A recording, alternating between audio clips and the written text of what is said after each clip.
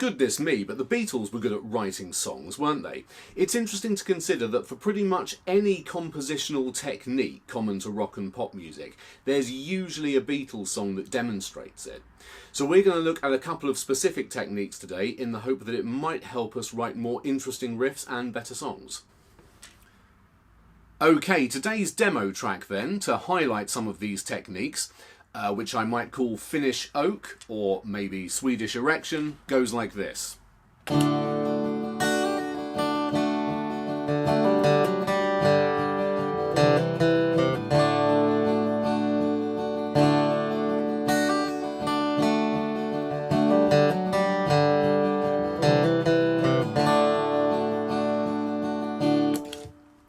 So a couple of things worth mentioning right off the bat. First of all, you might notice the rhythm is a little bit different to what you might expect from a typical rock song.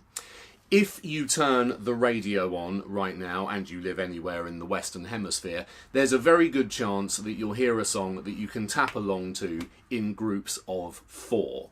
1, 2, 3, 4. That is what's known as a 4/4 time signature, and it covers the vast majority of popular music that you're likely to hear.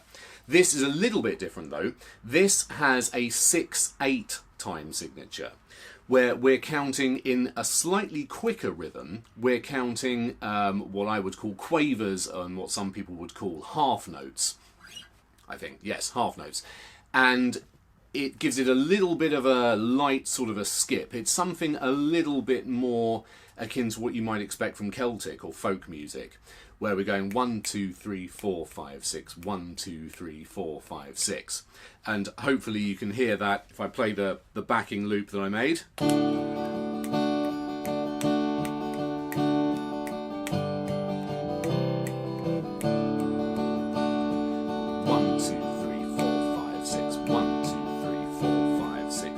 And so on. And typical of a 6/8 rhythm, we're accenting the 1 and the 4. They're kind of our main downbeats in the rhythm. So it's actually more like 1, 2, 3, 4, 5, 6, 1, 2, 3, 4, 5, 6, 1, 2, 3, 4.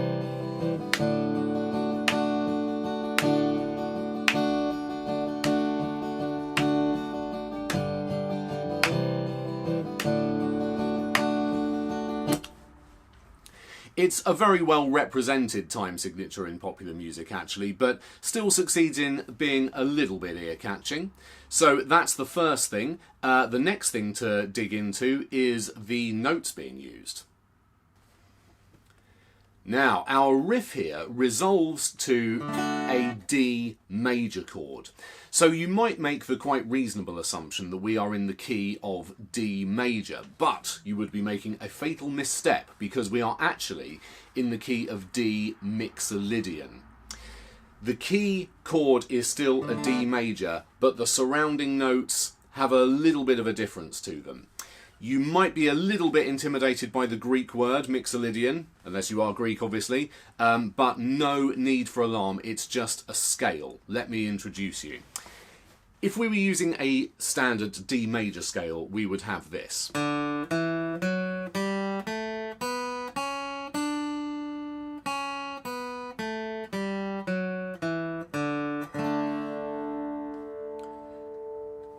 The standard do, re, mi business.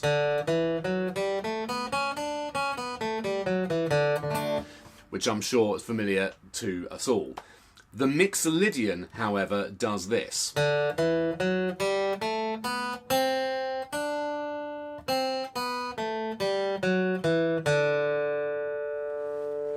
There's just one note difference at the very top of the scale. A D major scale goes D, E, F sharp, G, A, B, C sharp, D. Now notice how strong that resolve is at the end of the scale. When we land on that C sharp,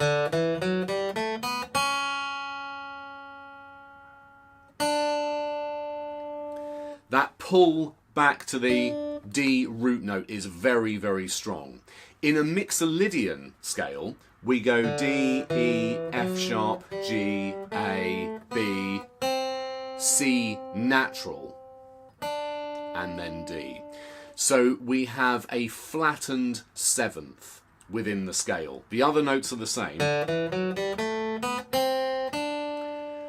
But notice at the end, that resolve back to the D isn't quite as strong. It's still there, but it doesn't have that real pull that the C sharp does. And that enables us to play something with maybe a little bit more intrigue, not something that's not quite so obvious and not quite so resolved, basically. So for the riff, I was playing over the top of my chord sequence there. I was starting off just all notes, could be a standard D major thing so far.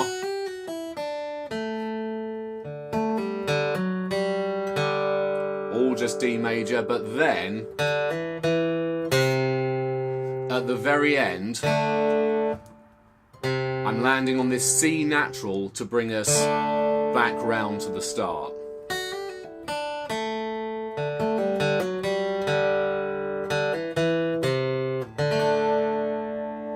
So we get a little bit of lemon juice with the sugar there, if you like. It's not quite so happy-clappy as it might have been had we just stuck to the D major scale notes.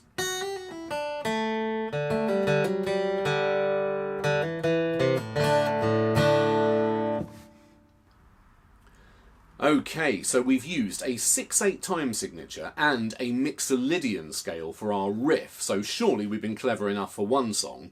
Well, what about if we wanted to really catch people's ear when we move to another section of the song? Let's say we were going to write a bridge and we wanted to take the listener a little bit by surprise. A really effective way to do this is to move to what's known as the parallel minor.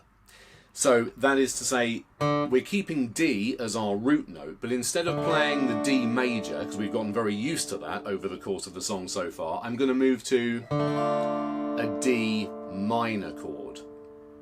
And I'm going to play a little sequence using chords common to the key of D minor. So we're going to start with D minor, and then C, and then G minor.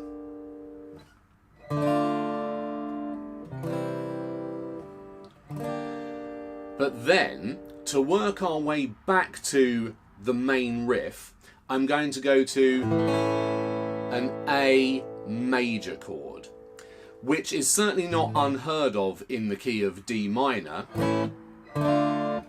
but it also is in the key of D major.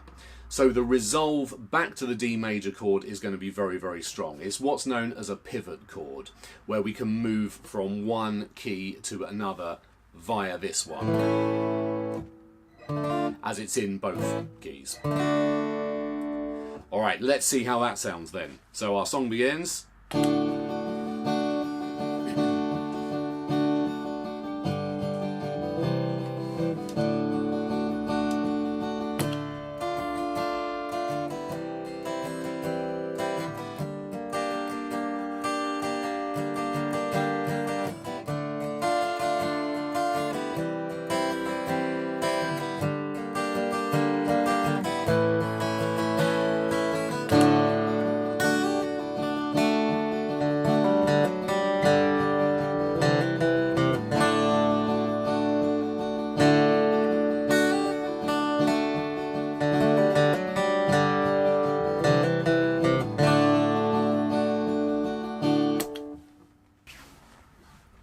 So there we go, a few ideas there that'll hopefully help you make your own songs sound a little bit more intriguing.